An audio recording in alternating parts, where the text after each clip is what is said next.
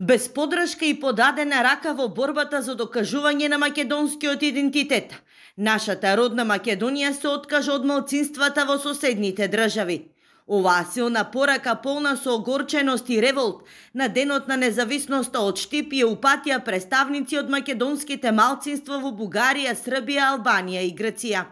Не сме чули да кажат дека има македонци во Пиринска Македонија и во Бугарија. Тоа не сме го чули ние од правителството на така наречената Северна Македонија. Се едно ние не существуваме.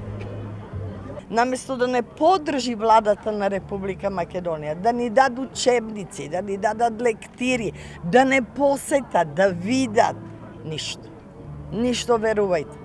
Еднаш добивме 60 учебници, а тогаш имаме 150 деца. Шо да правам со 60 учебници? Во меѓувреме Омо Илинден до Европскиот суд за човекови права поднесе и нови тужби во врска со регистрирањето и отварањето на македонски културни клубови во Бугарија.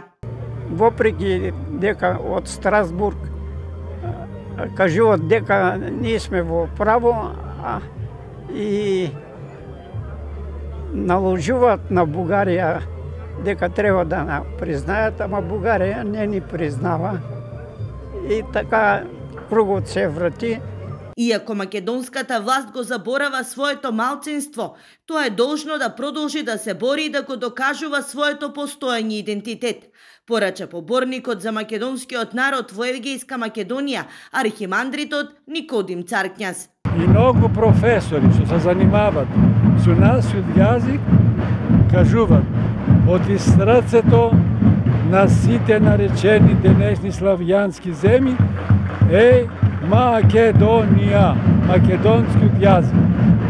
Да бидеме горди, да не се здрабуваме и да викаме оти ние сме утробата на сите наречени славјански народи. Ни дојда македонци од сите страни на светот, го искажаа своите чувства, своето минуто, меѓутоа својот револт. Пратија порака на обединување и мислам дека ќе најдеме сила и начин ние македонци да се обединиме. Единствено така можеме да обстоиме. Сме постоеле, верувам дека ќе продолжиме и така. Традиционалната шеста поред средба на децата бегалци е во организација на Штипското здружение Мирка Гинова.